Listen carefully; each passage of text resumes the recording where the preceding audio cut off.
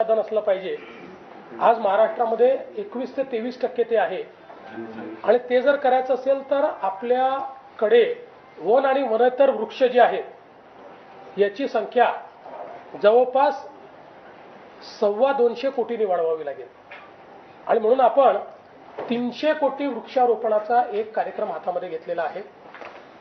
पुढच्या 7 वर्षात आपण हा कार्यक्रम पूर्ण करू, पण हा कार्यक्रम आखत असताना त्यातनं रोजगार निर्मिती पण झाली पाहिजे, पर्यावरणाचाही नीट त्याच्यात समतोल राहिला पाहिजे। याकरता अतिशय शास्त्रशुद्ध पद्धतीनं एकेका ॲग्रो क्लायमॅटिक झोनचा विचार करून सर्वात कमी वृक्षाच्छादन कुठे आहे त्याचा विचार करून तिथे किती करता येईल, कुठे जंगल वाढवता येईल, कुठे जंगलेतर करता येईल, असं एक मोठं मिशन हे आपण हातामध्ये घेतलेलं आहे। विशेषतः यावर्षी एक बाब चिंताजनक आहे। अनेक आता हवामान अंदाज असं सांगतायत की अल निनोचं वर्ष असेल, त्यामुळे दुष्काळ सदृश परिस्थिती तयार होईल आणि यावर्षी पाऊस कमी पडेल अशा प्रकारचा अंदाज आहे। त्या दृष्टीनेही आत्तापासून तयारी करून या आपत्तीचं जेवढं जास्तीत जास्त सौम्यीकरण करता येईल, आपत्ती तर काही टाळता येणार नाही पण त्याचं सौम्यीकरण कसं करता येईल, मग वैरण विकास असेल, पिण्याचं पाणी राखून ठेवणं असेल, जलसंधारणाचं काम असेल, ही सर्व कामं आपण त्या ठिकाणी हातामध्ये घेणार आहोत। सुशासन आणि गतिमानता, सुरक्षा या सगळ्या गोष्टी आपण त्या ठिकाणी सांगितल्या आहेत। एक गोष्ट मला सांगताना आनंद वाटतो की आपण याही वर्षी महाराष्ट्राला अर्थव्यवस्थेच्या सगळ्या निकषांवर आपलं जे राजकोषीय उत्तरदायित्व विधेयक आहे त्याच्या निकषाप्रमाणे ठेवू शकलो। मी विशेषतः ज्याचा उल्लेख केला आणि हा अर्थसंकल्प मी स्वर्गीय अजितदादांना समर्पित केला आहे।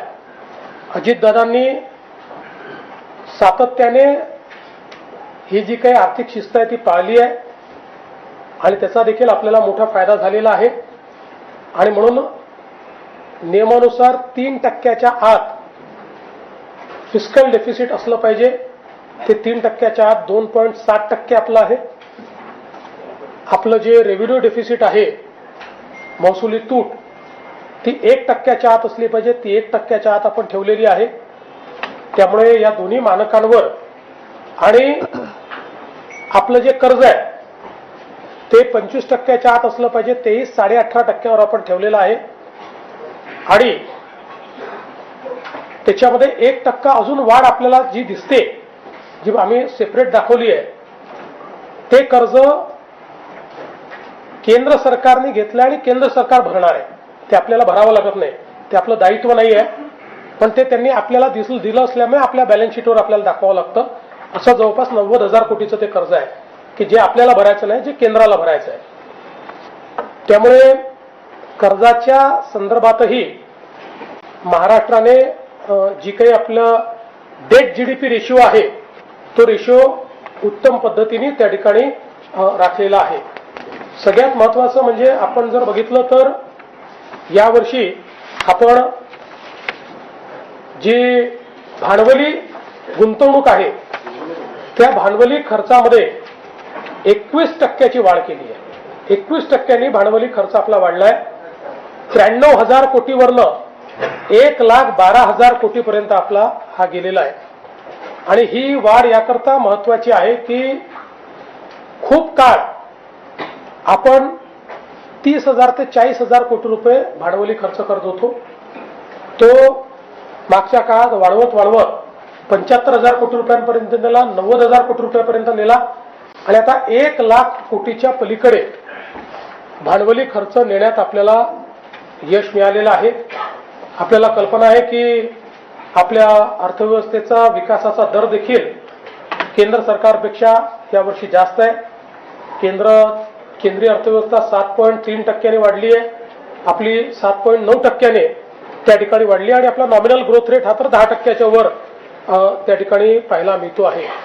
विशेषतः आपण याहीपेक्षा जास्त आपला ग्रोथ रेट राहिला असता, पण कृषीच्या संकटामुळे, पावसामुळे भरपूर पाऊस पडला त्यामुळे कृषीचा जो आपला विकास दर आहे तो कमी झाल्यामुळे तो 7-8% अपेक्षित होता, तो 3-3.5% झाल्यामुळे त्याचा एक थोडासा फटका हा आपल्यावर पडलेला आहे. एक गोष्ट मला आपल्या लक्षात आणून द्यायची आहे, सहज एक स्टॅटिस्टिक्स म्हणून सांगतो की आत्ता जी आपली अर्थव्यवस्था आहे ही $566 बिलियन म्हणजे 51 लाख कोटी रुपयाची आपली अर्थव्यवस्था आहे.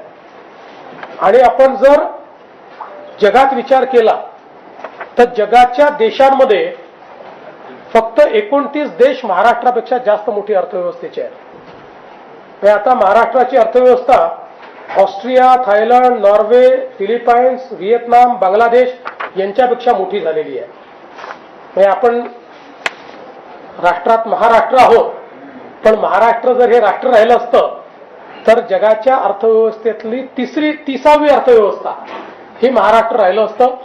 आणि मला हा विश्वास आहे की याच गतीनं आपण वाढत राहिलो तर देशातली पहिली $1 ट्रिलियन अर्थव्यवस्था ही महाराष्ट्र बनेल. त्याकडे आपली वाटचाल चांगल्या पद्धतीने चाललेली आहे. खरं आहे की स्ट्रेस पुष्कळ आहेत, पण आम्ही तरी हा निर्णय घेतला कुठल्या योजना बंद करायच्या नाहीत. उलट वेगवेगळ्या पद्धतीनं साधन संपत्ती त्या ठिकाणी एकत्रित करून भांडवली गुंतवणूक ही वाढवत न्यायची, कारण त्यातनं आपली क्षमता निर्माण होते. ती क्षमता निर्माण करण्याचं काम या अर्थसंकल्पाच्या माध्यमातून आम्ही केलेलं आहे. आणि हा अर्थसंकल्प तयार करताना आमच्या अर्थ विभागाच्या अधिकाऱ्यांसोबतच दोन्ही माननीय उपमुख्यमंत्र्यांची मला फार मदत झाली. आमच्या राज्यमंत्र्यांनी देखील त्या संदर्भात अतिशय महत्त्वाची भूमिका त्या ठिकाणी केली. आणि म्हणून मी आमच्या अर्थ विभागाचं, दोन्ही उपमुख्यमंत्र्यांचे आणि आमच्या राज्यमंत्र्यांचे देखील आभार मानतो. धन्यवाद. जरा थोडं यांचं बोलणं झालं की अरे 1 मिनिट बोलतो ना. ओपनिंग तर उद्या बाबा, थांबा ना एवढी आहे ना, असतो सांगतो. घोषणा केली ना खरं म्हणजे आज अर्थसंकल्प मुख्यमंत्री आणि अर्थमंत्र्यांनी सादर केलेला आहे. आजच्या या पत्रकार परिषदेला उपस्थित मुख्यमंत्री महोदय आहेत, आपल्या उपमुख्यमंत्री सुनेत्राताई आहेत, राज्यमंत्री आहेत, बावनकुळे आहेत, ओपी आमचा प्रमुख, त्याशिवाय काय चालणार नाही.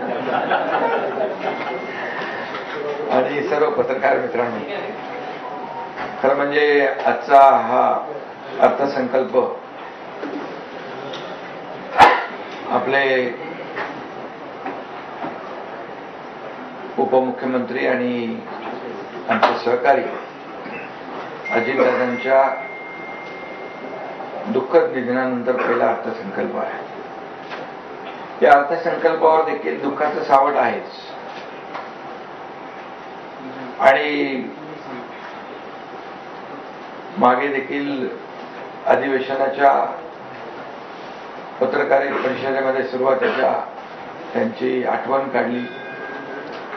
मुख्यमंत्री महोदयांनी देखील आम्ही, आणि अर्थसंकल्प मांडण्यामध्ये देखील त्यांचा विक्रम होता.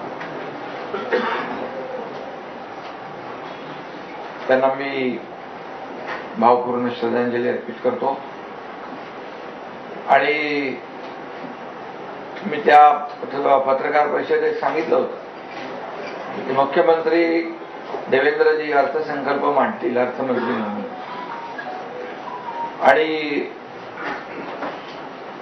ते अतिशय अर्थशास्त्रज्ञ, अर्थतज्ञ बोललो होतो मी, कारण त्यांना राज्याच्या आर्थिक घडीची नीट ओळख आहे. त्यांनी बजेटवर पुस्तकावर लिहिले ना, बजेट म्हणून म्हणालो अर्थसंकल्प कसा असावा, कसा वाचावा आणि कसा समजावा. पूर्ण वाचलं, त्यात PhD झाली आपण. आणि आमची PhD नको तर खरं म्हणजे देवेंद्रजींनी आज अर्थसंकल्प जो मांडला त्याच्यामधून त्यांची अभ्यासवृत्ती, एक विजन असलेला अर्थमंत्री, दूरदृष्टी असलेला अर्थमंत्री त्यांच्यातला आपल्याला दिसलेला आहे. आणि म्हणून मी देवेंद्रजींचं देखील मनापासून मी स्वागत करतो, अभिनंदन करतो. आणि आजचा अर्थसंकल्प आपला एक विजनरी आणि विकसित महाराष्ट्र 2047 कडे वाटचाल करणारा हा अर्थसंकल्प आहे. आणि नुसती वाटचाल नाही तर खंबीरपणे वाटचाल करणार आहे. कारण आजच्या बजेटमधून आपण पाहिलेलं आहे की मी त्या सगळ्या डिटेलमध्ये जाणार नाही, परंतु अनेक प्रकल्प आपण घेतलेत. काही लोकांना वाटलं होतं की आता काय अर्थसंकल्प असणार, लाडक्या बहिणी योजनेमध्ये पैसे खर्च झाले, इतर योजनांमध्ये पैसे खर्च झाले, आता योजना बंद होणार, मग कामं कशी होणार. परंतु जे प्रकल्प घेतले त्या प्रकल्पांमध्ये मी जाणार नाही. परंतु हे प्रकल्प जे आहेत, रस्ते आहेत, यामध्ये मेट्रोचं जाळं आहे, रेल्वेचं जाळं आहे, जलमार्ग आहेत आणि अगदी ग्रामीण भागात देखील रस्त्यांचं जाळं निर्माण व्हावं याचं बारीक सारीक लक्ष देऊन 1000 गावांच्या 1000 लोकसंख्येच्या गावात देखील कॉन्क्रीटचे रस्ते असावेत. अशा प्रकारचे अगदी शहरी भागाबरोबर ग्रामीण भागाचा देखील विकास झाला पाहिजे हा दृष्टिकोन ठेवून या ठिकाणी हा प्रयत्न केलेला आहे. म्हणजे रस्त्यांचं जाळं, मेट्रोचं जाळं, रेल्वेचं जाळं आणि त्याचबरोबर ही काही कनेक्टिव्हिटी आहे, इन्फ्रास्ट्रक्चर, म्हणजे प्रमुख म्हणजे इन्फ्रास्ट्रक्चर, पायाभूत सुविधांवर भर दिलेला आहे.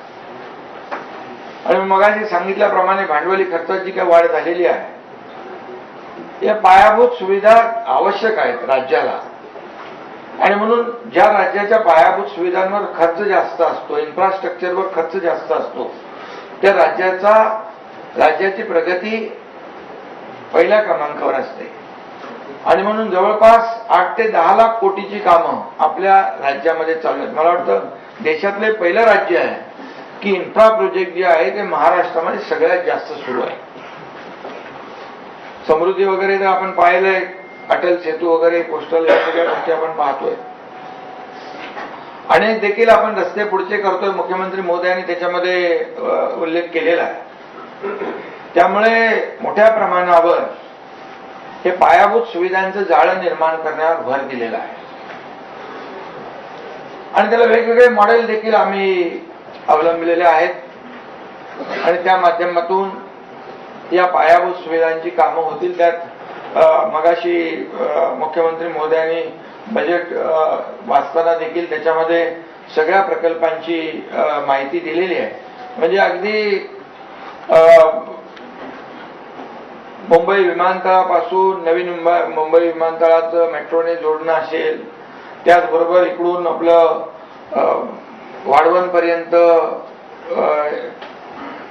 कनेक्टिव्हिटी देणं असेल, ती नाशिकपर्यंत वाढवणं असेल, समृद्धीला जोडणं असेल, अशा अनेक मगाशी प्रकल्पांच्या बाबतीमध्ये मुख्यमंत्र्यांनी माहिती दिली. मी त्या डिटेलमध्ये काही जाऊ इच्छित नाही. पण खऱ्या अर्थाने आज विरोधकांना वाटत होतं की हे सगळं योजना सुरू आहे, त्यातल्या योजना बंद होतील, मग प्रकल्प कसे होतील. परंतु ही सगळी कसरत आम्ही केलेली आहे. आणि म्हणूनच मी मगाशी सांगितलं की मुख्यमंत्री महोदयांनी सादर केलेला अर्थसंकल्प जो आहे हा एक विजनरी आणि विकसित महाराष्ट्र 2047 कडे खंबीरपणे वाटचाल करणार आहे. जसं आदरणीय देशाचे प्रधानमंत्री विकसित भारत 2047चं स्वप्न आणि संकल्प घेऊन पुढे चालले, त्याला महाराष्ट्रातून मोठं योगदान आहे, मिळणार आहे. $5 ट्रिलियन जे काही प्रधानमंत्री महोदयांचा जो गोल आहे, आमचा महाराष्ट्राचा $1 ट्रिलियन गोल आहे. पण मी त्याहीपेक्षा सांगू इच्छितो की नीती आयोग जेव्हा इकडे आला, त्यांनी जेव्हा बैठक घेतली त्यावेळेस सांगितलं $1 ट्रिलियन नाही, $1.5 ट्रिलियन फक्त मुंबई आणि MMR मध्ये पोटेन्शियल आहे. आणि त्यामुळे सगळ्यात जास्ती योगदान महाराष्ट्राचं आपल्या विकसित भारत 2047 मध्ये विकसित महाराष्ट्र 2047च्या रूपाने होणार आहे. आणि म्हणूनच मी मुख्यमंत्री महोदयांचं मगाशी अभिनंदन केलं. त्याचबरोबर सगळ्यात महत्वाचं म्हणजे पुण्यश्लोक अहिल्यादेवी होळकर शेतकरी कर्जमाफी कधी करणार असं विरोधक बोलत होते. आणि त्यावेळेस निवडणुका होत्या, मुख्यमंत्री मी होतो, देवेंद्रजी आणि अजितदादा आमची टीम होती. आणि त्यावेळेस आम्ही घोषणा केली, लाडकी बहीण योजना तर सुरूच होती आणि शेतकरी कर्जमाफीची घोषणा केली. तेव्हा कर्जमाफी कधी करणार, लाडक्या बहीण योजनेचे पैसे कधी, ते तर पैसे सुरू आहेत. पण आम्ही सांगितलं होतं योग्य वेळी कर्जमाफी होणार. आणि आजच्या बजेटमध्ये मुख्यमंत्री महोदयांनी ती घोषणा करून योग्य वेळ सिद्ध केलेली आहे. त्यामुळे आता विरोधकांना काय बोलायला संधी आम्ही ठेवलेली नाही. आणि म्हणून मुख्यमंत्री माझी लाडकी बहीण योजना हेही सांगितल्याप्रमाणे मुख्यमंत्र्यांनी कधी बंद होणार नाही आणि ती कायम सुरू राहणार. शेतकऱ्यांची कर्जमाफी देखील ते सांगितलंय, आपलं 2025 सप्टेंबर पर्यंत 2 लाखापर्यंत जी कर्जमाफी करायची आहे. आणि त्याचबरोबर नियमित कर्ज भरणारे जे 50,000 रुपये इन्सेंटिव्ह देतो तेही आम्ही देणार. आपल्याला आठवण म्हणून मी सांगतो, महाविकास आघाडीने हे 50,000 रुपये इन्सेंटिव्ह देणार म्हणून घोषणा केली होती, पण त्यांनी दिले नाही, महायुतीने दिले. महायुतीने आम्ही दिले ते. त्यामुळे हे आता जे निर्णय झालेला आहे तो निर्णय होणार आहे. म्हणजे आम्ही जे बोलतो ते करून दाखवतो, याचा प्रत्यय आजच्या बजेटमधून आलेला आहे. प्रिंटिंग मिस्टेक म्हणणारे आम्ही. तर या पत्रकार परिषदेवरती आपलं लक्ष राहील. तुर्तास एक छोटासा ब्रेक. बघत रहा एबीपी माझा. मला 9 वाजेपासून सुरुवात केली तर 3 वाजेपर्यंत मी 1,000 रुपये मला मिळालं. अरे आहे देवता माझी धार्जनी आहे. मग तेथूनशी याला गेलो मांढरा देवीला